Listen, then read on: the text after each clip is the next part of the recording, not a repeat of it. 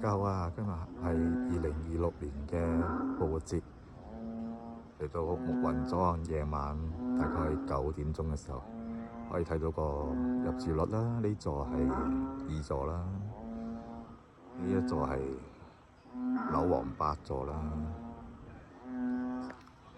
再望一望，呢度係前面嘅1座啦，嗰邊係萬悅花園啦。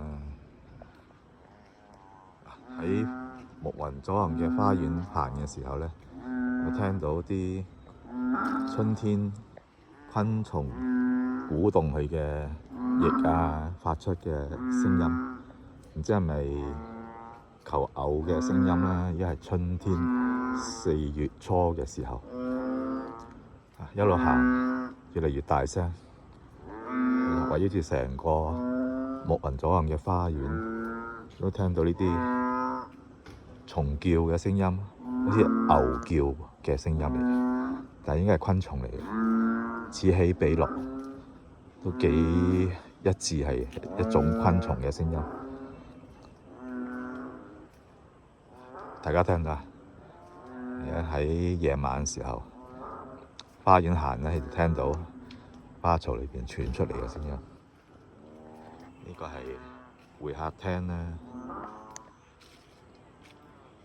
再望一望8座樓王個入住情況，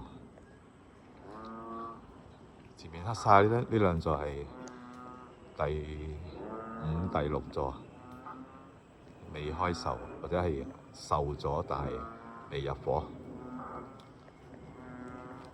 呢座就7座啦，最遲開售，但係都賣咗唔少，入伙唔少。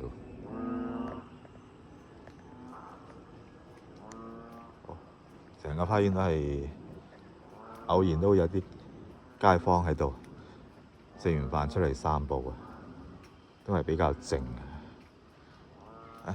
睇埋第4座入伙情況啦。第4座遠處第4座，